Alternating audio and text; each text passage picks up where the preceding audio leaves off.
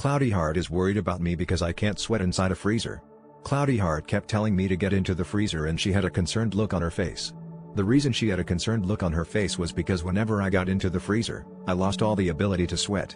Cloudy Heart was terrified at this discovery and she told me until I could sweat inside a freezer, I could not come out of it. It was freezing in there and ever so occasionally Cloudy Heart would let me out for an hour, but I would have to go back into the freezer. Cloudy Heart was praying for me to sweat inside the freezer. Then as I was struggling to be inside the freezer, Cloudy Heart reminded me how grateful I should be that my mother birthed me when she was 18, unlike my older brother who she birthed at when she was 60. My older brother came out all wrong when he was birthed out when my mother was 60. The reason he is my older brother and not younger brother, is because he was born with so many disabilities and mental disabilities, that he is essentially older than me. I'm so grateful that my mother birthed me when she was 18 and not 60. Then when Cloudy Heart came into the freezer to see if I was sweating, unfortunately I was not sweating.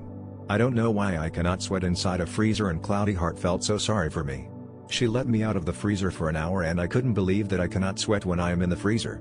Cloudy Heart told me to have faith and to just think of my older brother who birthed out when my mother was 60 and I was birthed put when my mother was 18. I'm so grateful because the amount of struggles my older brother has, it's just a mountain of problems. Then Cloudy Heart told me to get back into the freezer and that I have got to sweat. I went back into the freezer and I was hopeful that I would sweat.